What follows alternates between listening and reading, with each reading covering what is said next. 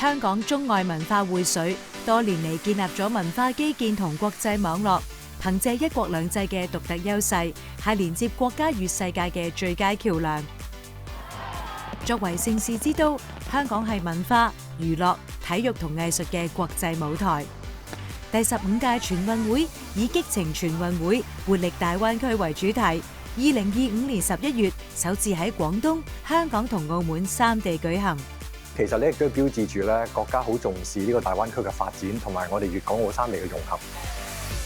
香港作為國際都會，每年舉辦多項國際盛事，促進文化、藝術及體育交流。舉辦盛事亦有助旅遊業。2025年全年訪港旅客有4990萬，按年上升12%。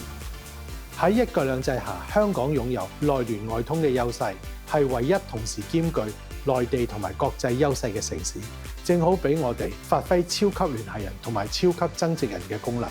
一方面可以將全球各地嘅盛事以及會展運動引進來，協助佢哋透過香港作為跳板，聯繫大灣區嘅龐大市場，同時亦可以提供一個平台，讓全球更深入認識大灣區嘅城市同文化，真正係做到説好香港故事，弘揚中華文化。香港天籟敦煌樂團喺2022年獲得國家藝術基金嘅資助，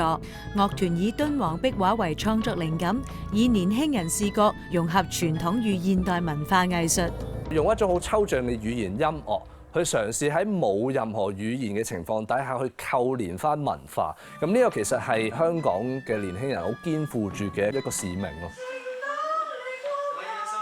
本地藝術團體亦走進大灣區。1991年成立嘅演戲家族，近年嚟多次獲邀到大灣區城市表演港式音樂劇，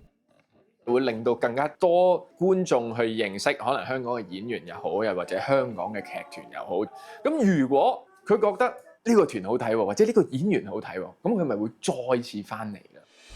特區政府於2023至24年度起撥款合共1億3500萬元，支持本地藝術家與藝團到大灣區巡演及交流。